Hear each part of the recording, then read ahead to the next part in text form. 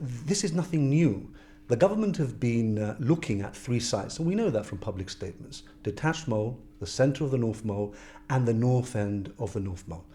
The Chief Minister now says that they have decided on the north end of the North Mole. That's 300 metres away from residents at Waterport Terraces. Out of all of the 3 sites, it's the nearest to densely populated areas, and it's only about 450 metres away from West Side 1 and West Side 2.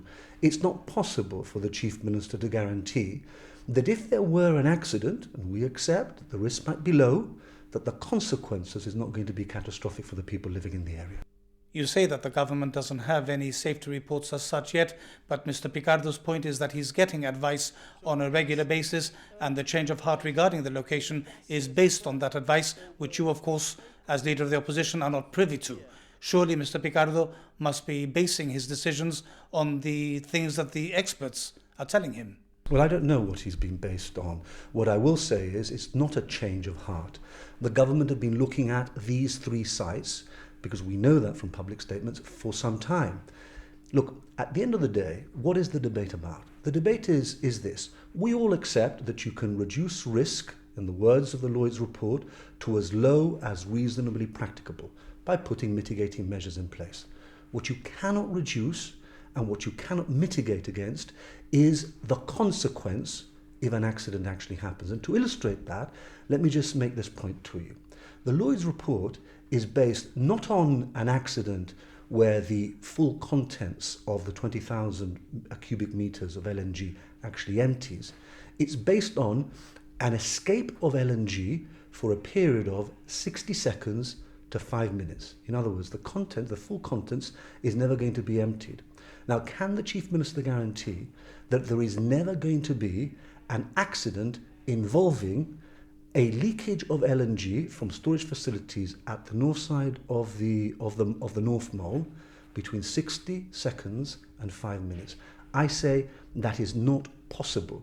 But Mr Picardo says that the advice of the experts is that this is the safest location for the LNG facility, and that even if there were to be an explosion, the waves wouldn't reach the nearest residential areas. What you're surely saying, the conclusion that we can draw, is that either you don't believe what the experts are telling Mr Picardo, or you don't believe Mr Picardo is telling the truth about what they're telling him.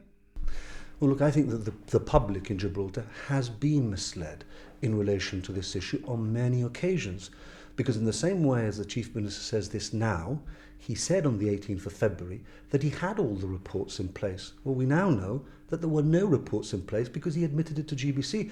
So forgive me, Stephen, if I don't take anything that the Chief Minister says on this issue at face value.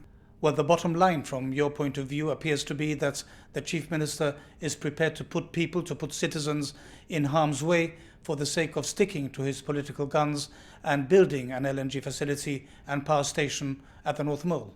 Well, I judge him on an objective basis based on his track record.